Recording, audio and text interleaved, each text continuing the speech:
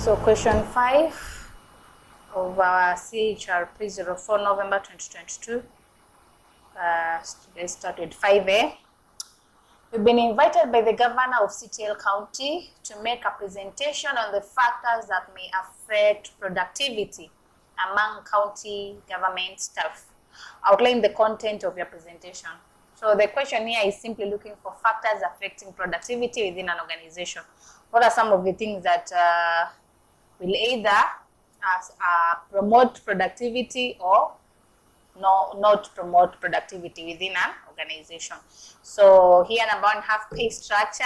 How is the pay? How is the compensation? Is it motivating in order for you to keep on working hard and pushing on to be productive, or is it not motivating in order for you to just relax and do things normally, not like putting hard work and effort and so on? So pay structure. And then number two, have the workplace environment. Does it support productivity? Is it so conducive? Are you comfortable working, or are you always working under pressure, under harassment? Such things can also affect productivity. And then training. Does the organization spend on training programs? Does it schedule some training programs for the employees to be trained, to increase knowledge, to add on the little knowledge that they have or not? Because if it's an organization that keeps on doing trainings for the employees, you are rest assured that productivity will always be realized and will always be high.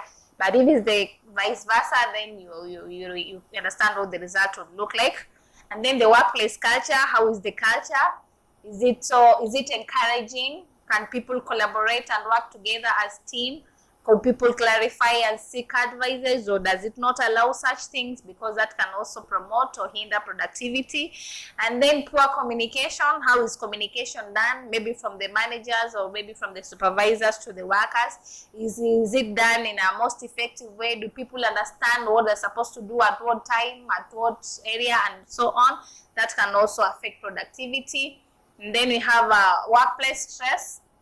Is the workplace stress-free, or is the workplace full of stress? That can also determine productivity of workers. If you're working in an environment which is full of stress, you cannot perform. But if you're working in an environment which is stress-free, you will always perform, because that means you'll be able to plan yourself well, do things as how you know you're supposed to do them, basically give it your all and do the best and perform and basically become productive. So workplace stress is also something that you need to have a look at. And then poor management or lack of management. When the managers who are there do not manage well, or they poorly manage their workers in terms of different areas, like in terms of giving support in one or the other, or giving the guidance, or giving them the direction to follow in one or the other, all these things can impact on the productivity of the workers within the county. So it's up to the county government to sit down and try to analyze all these issues to see if they are in the right path or basically not, in order for them to take corrective actions. And then we have 5B, which is looking for the benefits that may accrue to an organization as a result of group decision making. What are the benefits an organization can get from having group decision making within the organization?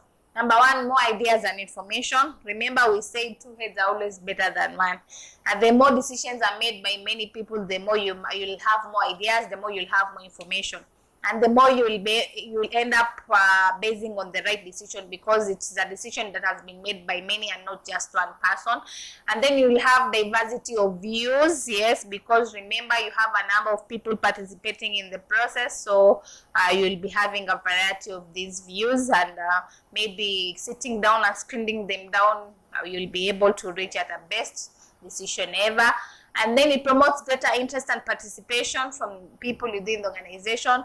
Group decision making always encourages participation and greater interest between members within the organization.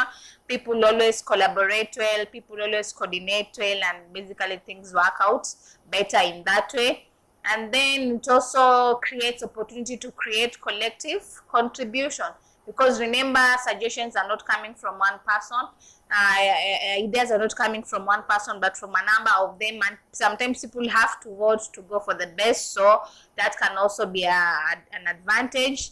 And then team building, group decision making will always bring about team building, because remember, these are a number of people who have to sit down, agree on issues, 1 or 2 or 3 issues together. So as a result of them interacting and reaching at an agreement, it will bring about team building, and they will arrive at making high quality decision, because remember, it is a decision that has been made by many people, not just by one.